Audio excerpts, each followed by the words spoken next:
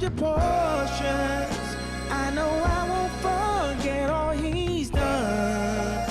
He's the strength in this race that I run. Every time I look up, I see God's faithfulness, and it shows just how much he is miraculous. I can't keep it to myself. I can't sit here and be still. Everybody I will tell till the whole world is healed. King of kings, Lord of lords, all the things he has in store. From the rich to the poor, all are welcome through the door. You won't ever be the same when you call on Jesus' name. Listen to the words I'm saying. Jesus save me, now I'm saying, and I know God is the force that picked me up.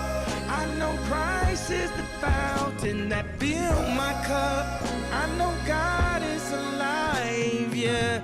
He has opened up my vision, giving me a revelation. This ain't about a dead religion. Jesus brought a revolution. All the captives are forgiven. Time to break down all the prisons. Every man, every woman, there is freedom from addiction. Jesus, you have my soul. Sunday service on a road. All my idols, let them go. All the demons, let them know. This submission, not a show. This is my eternal soul. This my kids, this the crib. This my wife, this my life. This my God-given right. Thank you, Jesus, won the fight. That's what God is. That's what God is. That's what God is.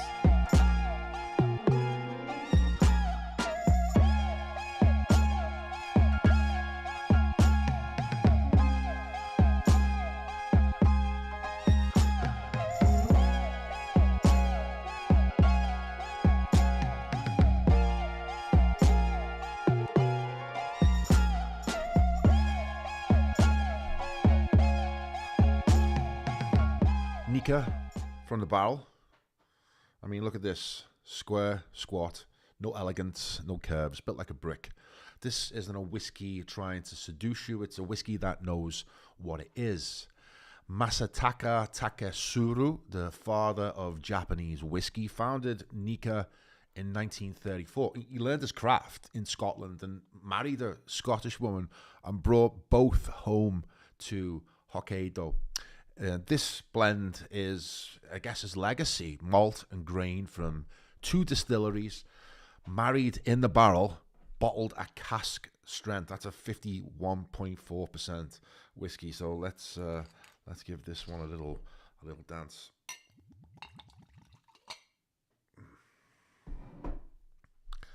So no water with this, no ice. You drink this one neat. It doesn't need your help. Dried fruit, something darker underneath. Not sure. Let's have a sip.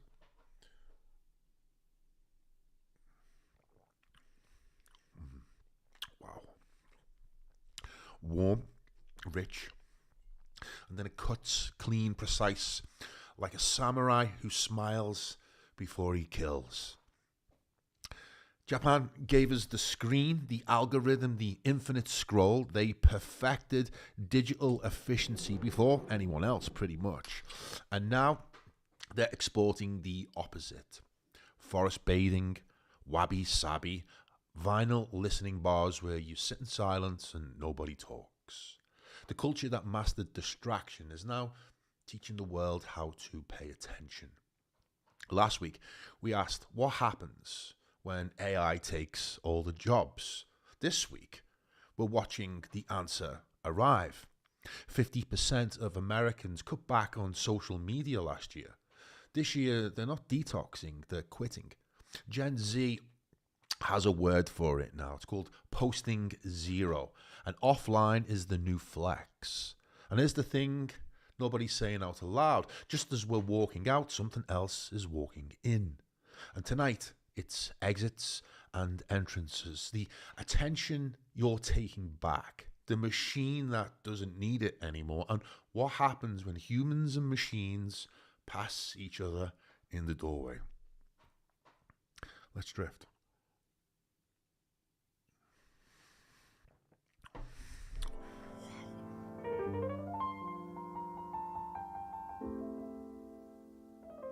I spent 18 months living out of a suitcase, traveling around Portugal, Spain, Thailand, UK, Dubai, back and forth again and again, consulting, coaching, building businesses, surrounded by more technology, more connectivity, more access than any human in history.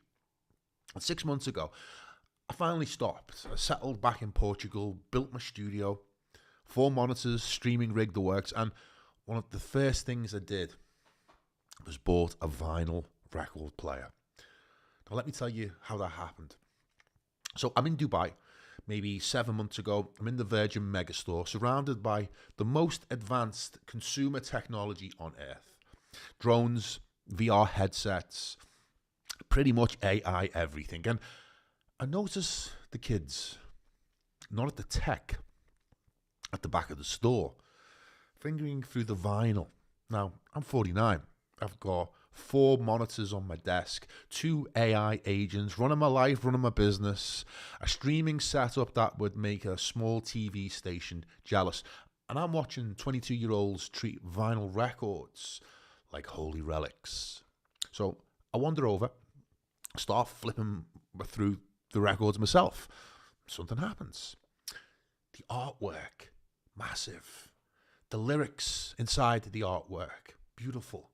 The weight of the 180-gram vinyl in your hands. It's like holding a black monolith, a gateway drug. And I realized my love of music had just faded. Streaming had killed it. There was too many options and you make no choice at all because you were just swamped with decision fatigue. Music became elevator music, background noise for answering emails. But this was a way back in, like finding a room I'd forgotten existed, quiet and mine. And then I looked at the hardware, the decks, the valve amps, the speakers. My God, the speakers. I wanted to buy everything and ship it to Portugal. I had to physically stop myself as someone who suffers from gear acquisition syndrome. And when I got back to my hotel, as per usual, I fell down a rabbit hole, the vinyl revival, which led me to a guy called Jonathan Weiss, legendary speaker maker. And he looks like a Brooklyn philosophy professor who got lost in a barn. And he makes hi-fi speakers like you wouldn't believe. He charges $100,000, $100,000 to $250,000 for some of his speakers. And he's a really, really, really interesting guy. He's got a YouTube channel. I'll probably link it below. And he has a series called On Listening. Highly recommend listening to it. Really good series. And he said something that stuck.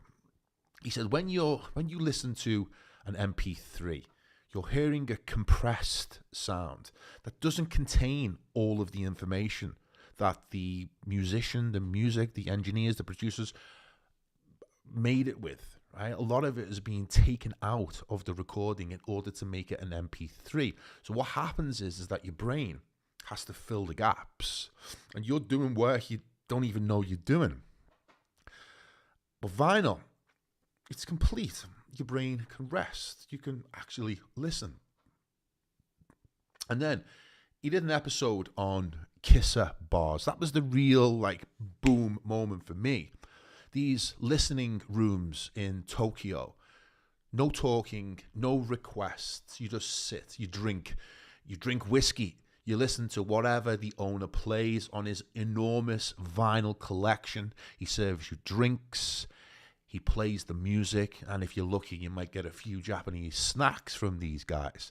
He plays it through speakers and a hi-fi system that probably costs more than your car.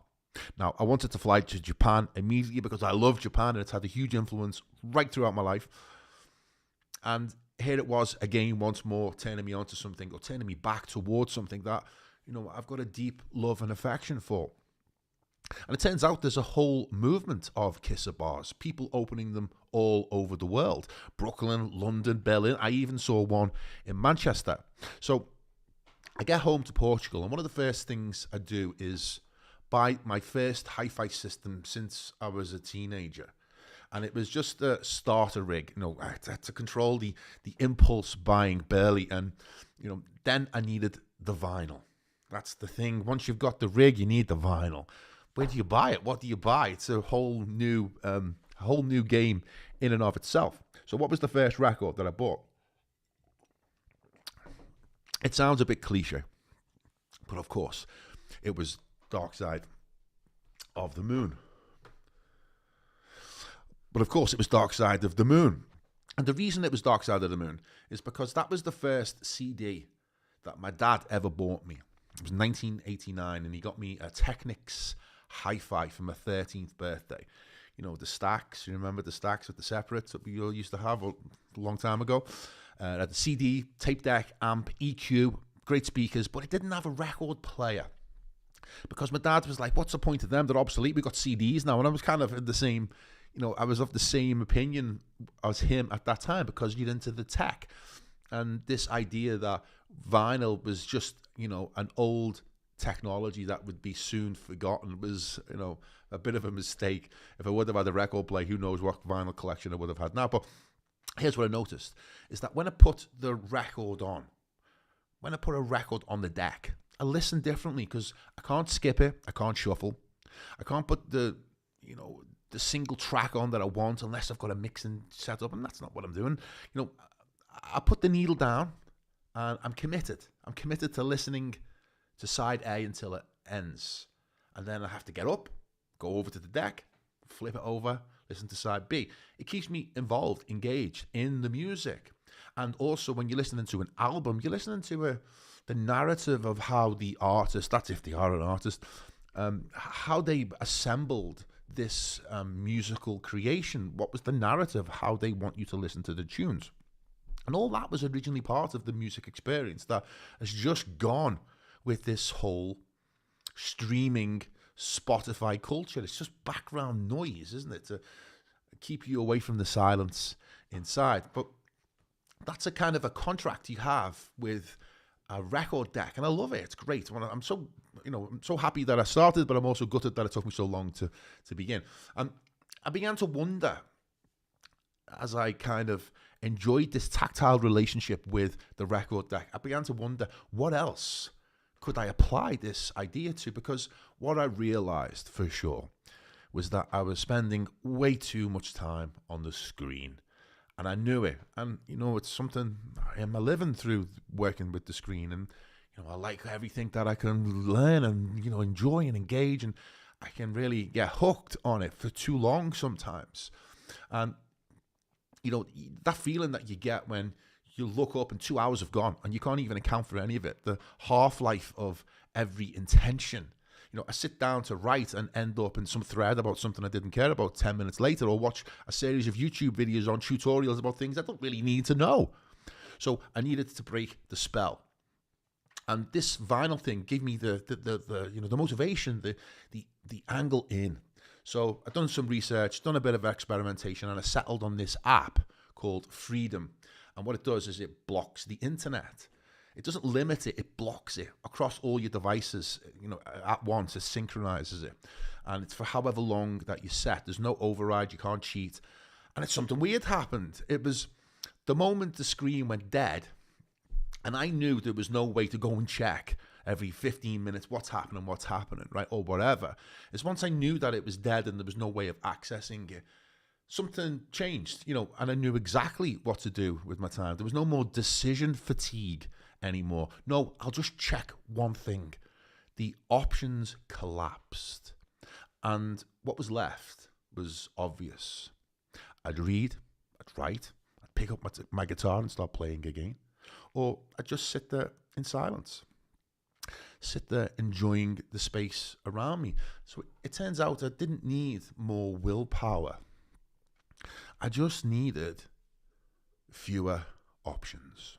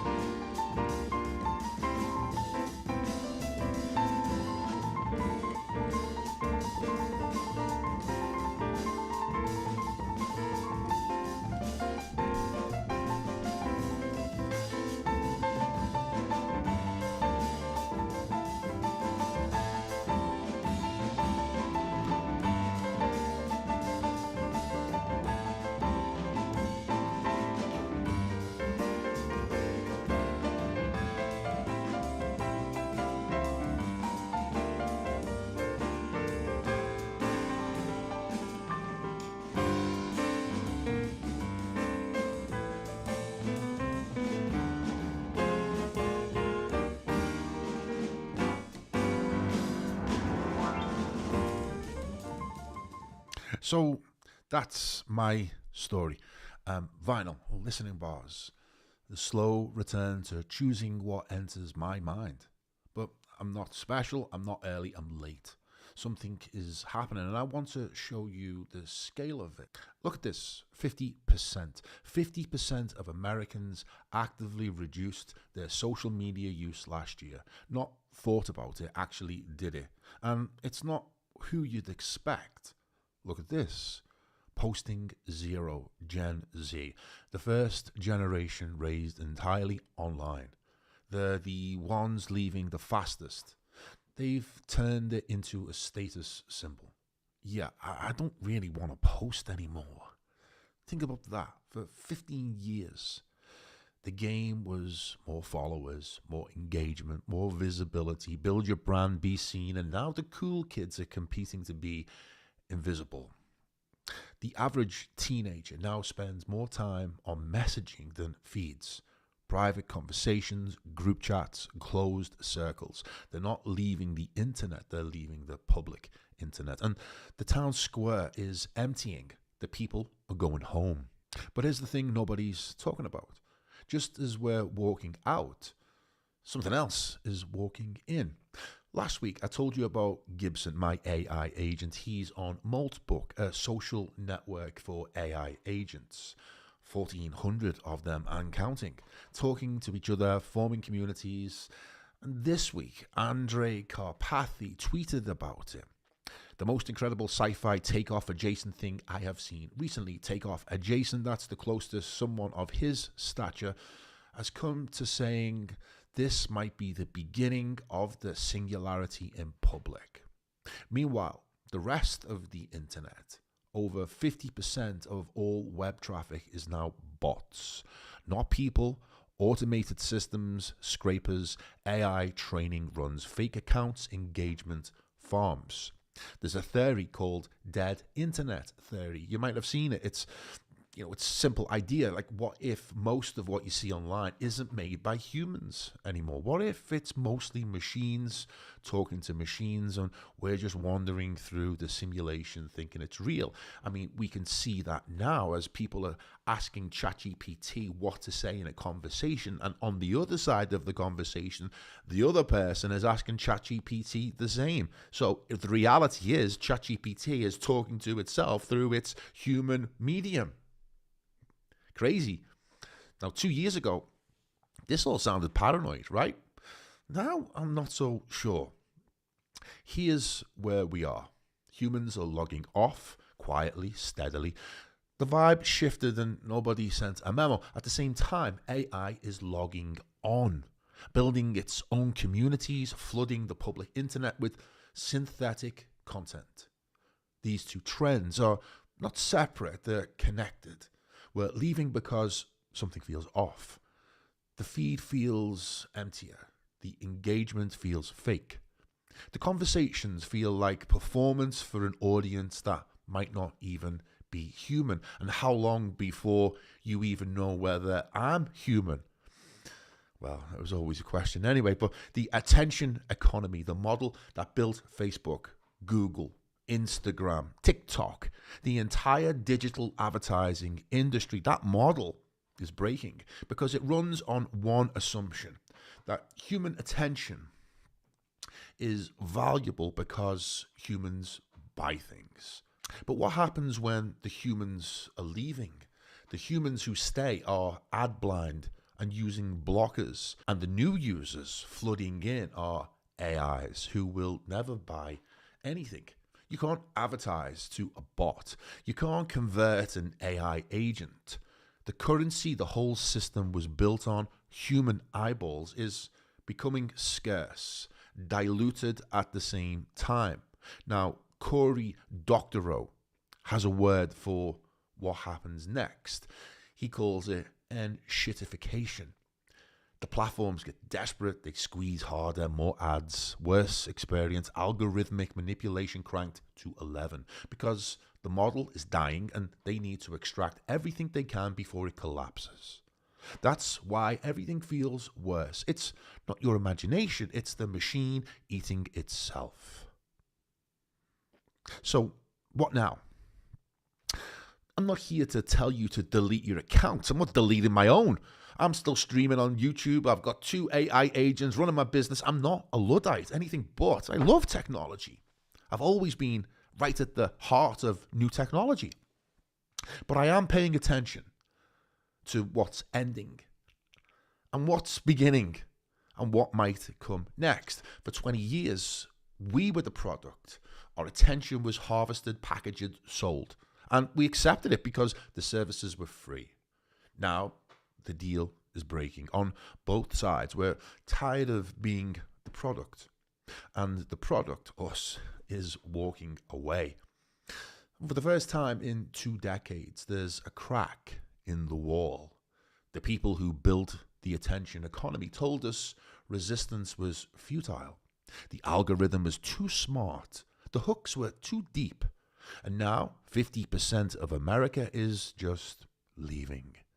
Not because someone told them to, not because of some movement or manifesto, because something in them knew. That's the exit.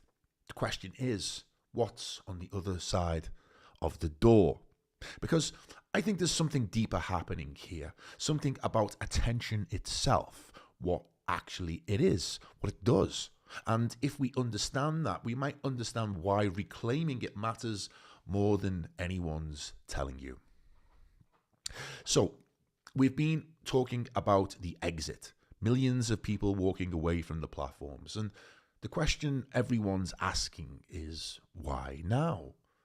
But I want to flip that question and say, why did it take so long? We've known for years that these platforms were designed to be addictive. We've known they harvest our attention and sell it. We've known they amplify outrage because outrage keeps us scrolling. We knew and we stayed anyway. Why?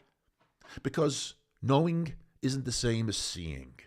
And something shifted. People started to see.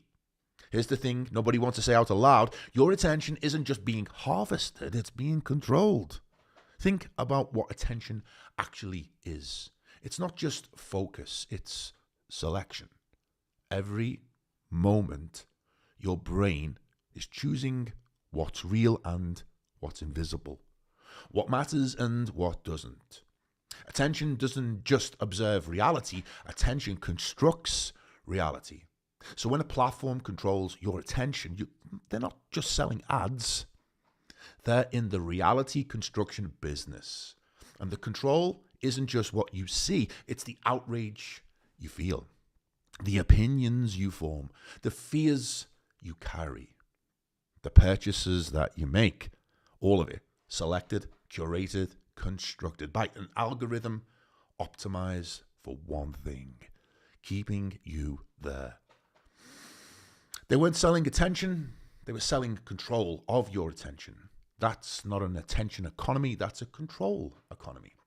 So when people log off, they're not just taking a break, they're reclaiming the construction of their own reality. That's not self-care, that is sovereignty. If you think humans have never done this before, you'd be wrong. Let me take you somewhere unexpected.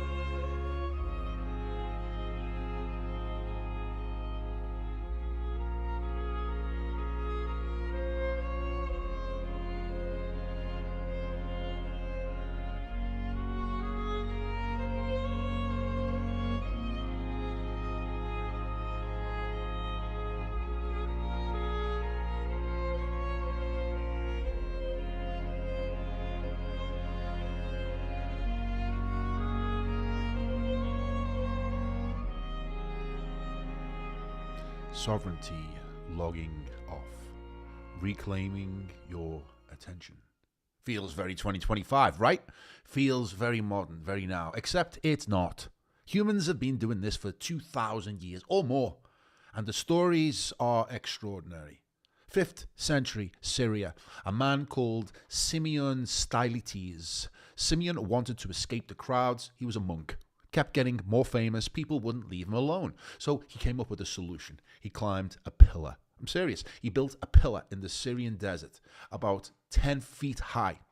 Well, it started at 10 feet high, and then he kept making it taller, 20 feet, 40 feet, eventually 60 feet high. A platform at the top, barely big enough for him to stand on. And he lived there for 37 years. 37 years on top of a 60-foot pillar. Food hauled up in a basket, no way down, the ultimate do not disturb. And what happened? Crowds, massive crowds. People came from all across the empire to stand at the base of his pillar and shout questions at him. The emperor even wrote him letters. Pilgrimage routes formed around his pillar. The man who escaped by climbing a pillar, he escaped the public internet and became the most viral content of the 5th century. But my absolute favorite was medieval England, 12th, 13th century, a practice called anachronism. Mostly women, they would go to their local church and ask to be bricked in. I need you to hear that, bricked in. A small cell attached to the side of a church, a window to the altar so they could watch mass, a small opening to the outside for food and conversation, and a door that was sealed shut permanently. A bishop would perform a funeral rite over a living person. You were dead to the world. The door was bricked up, and you lived in that cell for the rest of your life. This wasn't rare. There are over 780 recorded anachronites in medieval England. There was a waiting list. Julian of Norwich, one of the most important writers in the English language, was an anachronite. And here's the detail that got me. They weren't isolated. Everyone in the village would come to their window for advice, for gossip, for comfort. There's a medieval proverb from Arachnohold people, bring the news. They removed themselves from the world and became the world's therapist. Now, look at your phone. The Freedom app I told you about earlier, the one that blocks the internet, that's the modern equivalent of breaking up the door. You're performing the same ritual as the Anachronites performed 800 years before the app even was thought about. The same impulse, the same need, just different technology. Simeon on his pillar, the Anachronites bricked to their cells. 2,000 years of humans saying, I need to reclaim my inner world. I need to escape from the world. The word the Desert Fathers used was hesychia, inner stillness, sacred quiet. Now that's not a wellness trend, that's a human instinct. And right now, across the world, millions of people are following that same instinct. They don't call it hesychia. They call it digital detox, or touch grass, or just, I need to get off my phone. But it's the same door, and the exit is ancient. Now, speaking of paying attention to what's right in front of you, I want to read you something from 1935. T.S. Eliot, 1935, a poem called Burnt Norton. No internet, no smartphones, no feeds, no algorithms, no notifications, no dopamine slot machines in your pocket. And yet, I'm going to read you something, and I want you to listen for how precisely he describes this right now. What we've just spent the last 45 minutes to an hour talking about. Neither plenitude nor vacancy, only a flicker over the strained, time-ridden faces. Distracted from distraction by distraction, filled with fancies and empty of meaning, too mid apathy and no concentration, men and bits of paper, whirled by the cold wind that blows before and after time. Wind in and out of unwholesome lungs, time before and time after. Eructation of unhealthy souls, into the faded air, the torpid, driven on the wind that sweeps the gloomy hills. Not here the darkness, in this twittering world. Distracted from distraction by distraction. That's it. It's the whole thing. It's the attention economy in 7 words, written 90 years before anyone had a smartphone. Filled with fancies and empty of meaning. That's the feed. That's the scroll. That's the content that fills every corner of your attention and leaves you somehow emptier than before. Men and bits of paper whirled by the cold wind. He saw us, thumbs moving, eyes glazed, carried by something we didn't choose. Whirled, not walking, not deciding, whirled. And then this twittering world. 1935. Twitter wasn't founded until 2006. He wasn't predicting the platform, he was diagnosing the condition. He saw the trance we were already in. The platforms didn't create this, they industrialized it. They found the flaw and they scaled it. You know what strikes me most about this? Eliot wasn't some monk on a mountain. He worked in a bank, Lloyd's Bank, in London for 8 years, commuting, dealing with paperwork, sitting in meetings, living the strained, time-ridden life he's describing. He wrote this from the inside, the condition, not above it. That's what Eliot did. That's what we're trying to do tonight. Just see it. Distracted from distraction by distraction. Let's just sit with that a moment.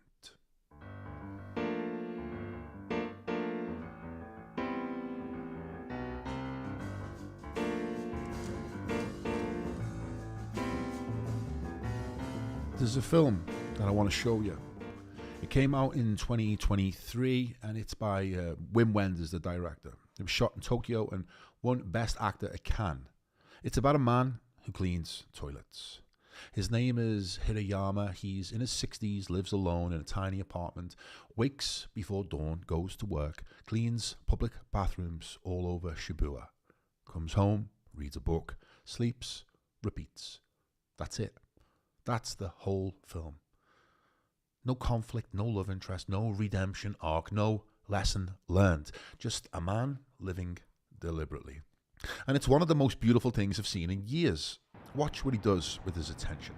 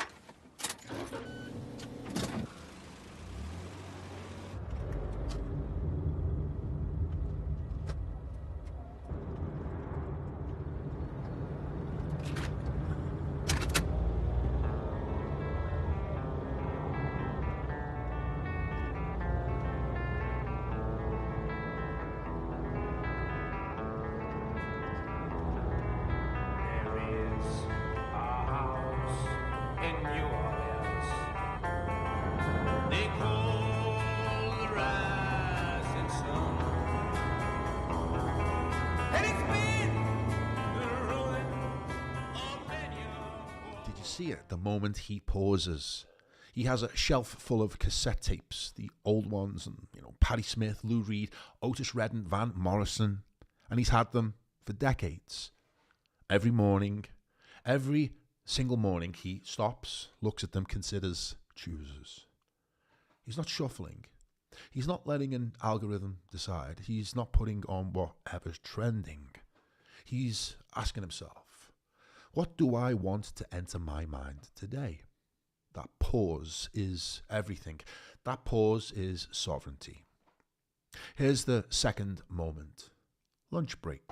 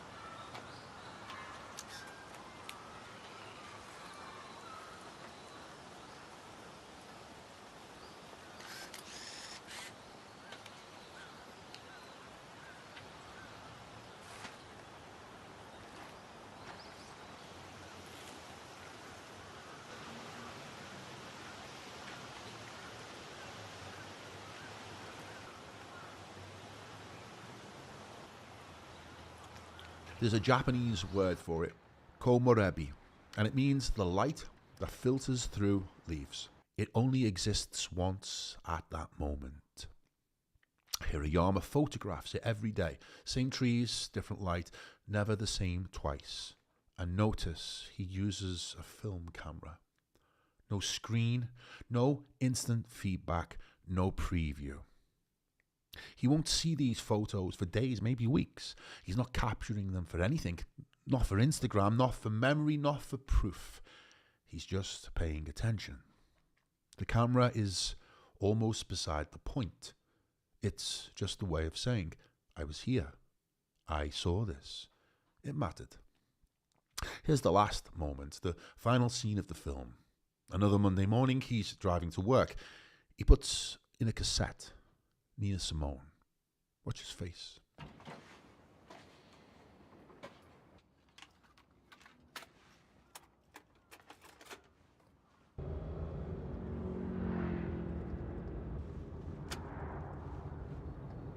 Birds flying high, you know how I feel.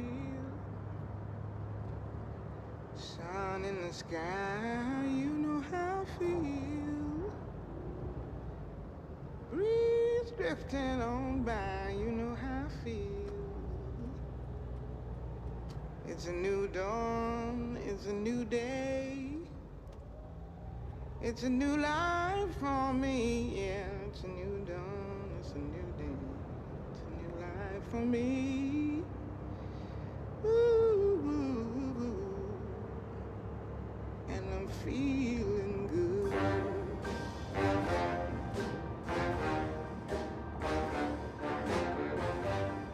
Fish in the sea, you know how I feel. River running free, you know how I feel. Blossom on the tree, you know how I feel. It's a new dawn, it's a new day, it's a new life for me. And I'm feeling good.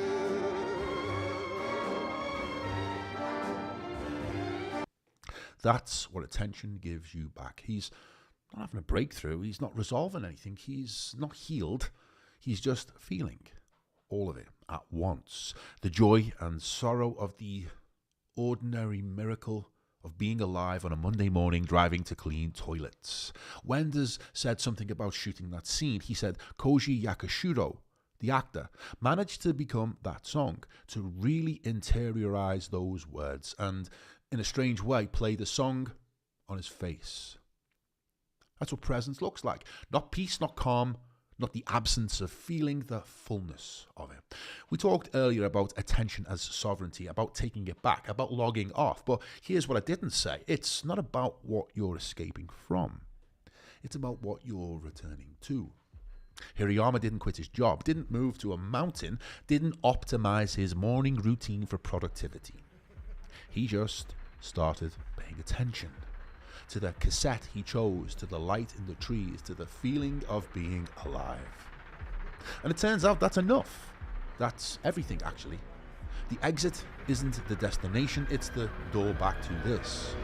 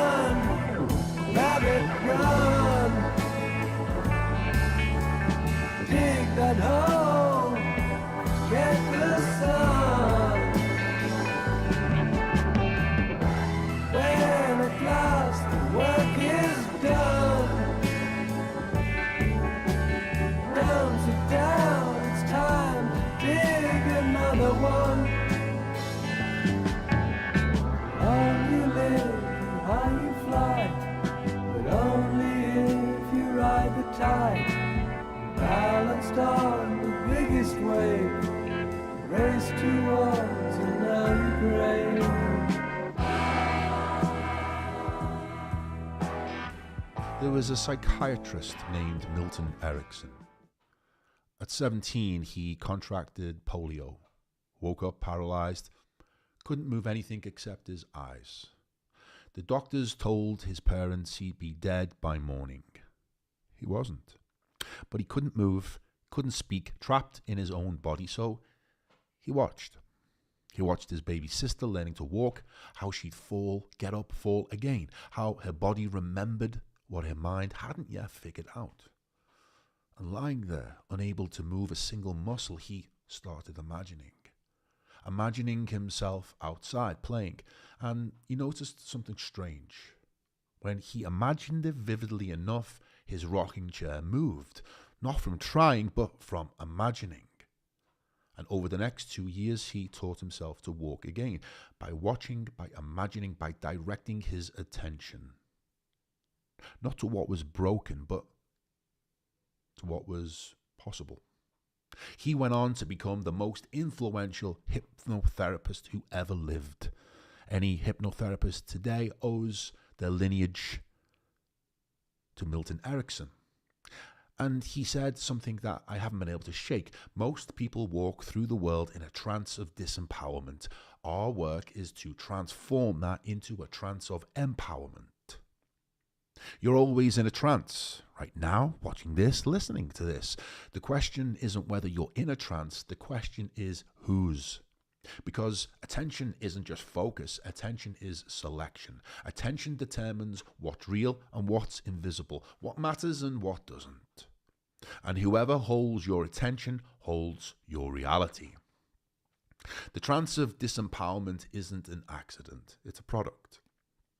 Built deliberately, maintained deliberately, sold back to you as normal life. And here's what Erickson figured out.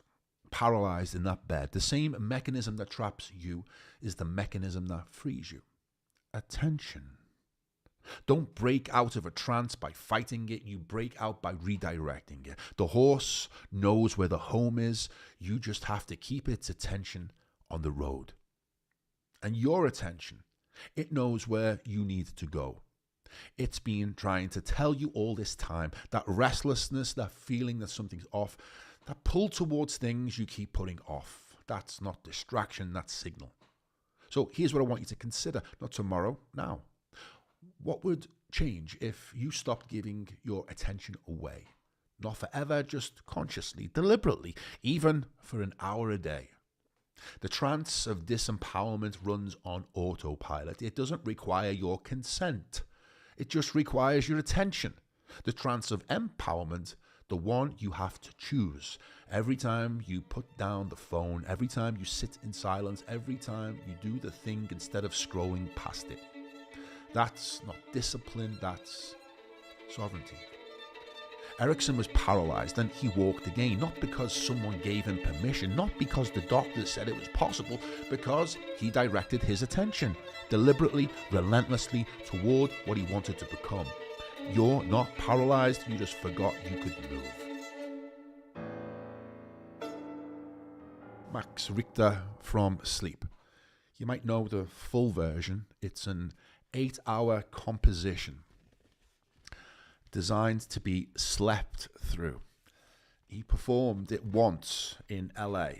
Beds instead of seats.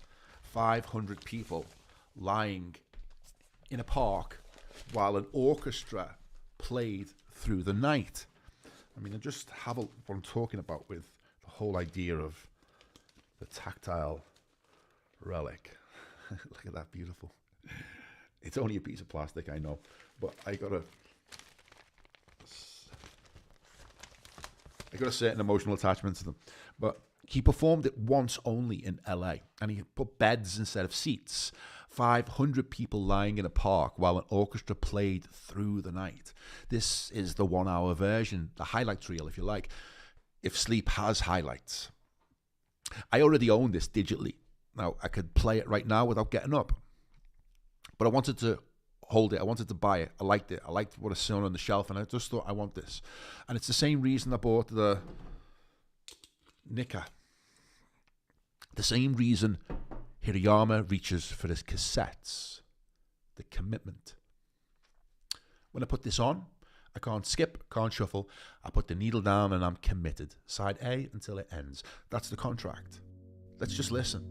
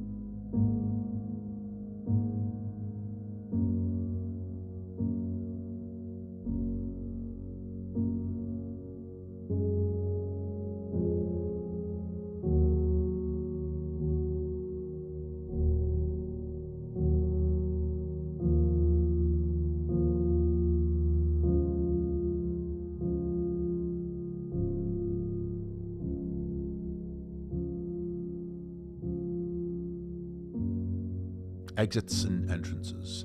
We started tonight in Japan, a square bottle of whiskey from Hokkaido. A man who learned to make scotch in Scotland married a Scottish woman and brought both home to build something new. Masato Takasuru didn't reject the West. He took what he needed and made it his own. That's not exit, that's transformation.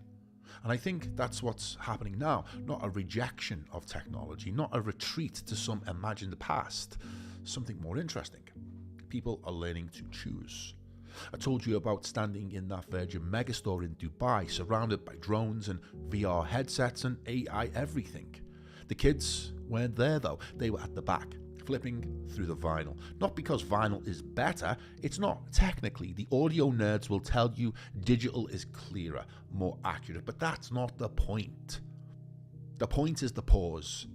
The moment Hirayama reaches for his cassettes every morning and chooses. The weight of the object in your hands, the ritual of putting the needle down. You're not consuming, you're committing. That's what attention actually is, not focus, not concentration, but commitment. Choosing to be here with this instead of everywhere else with everything else. Eliot saw it in 1935, distracted from distraction by distraction. The twittering world. That restlessness you feel, that's not distraction, that's signal. That's your attention trying to come home. The exit isn't the destination, it's the door back to this. To the light in the trees that only exists once, at that moment.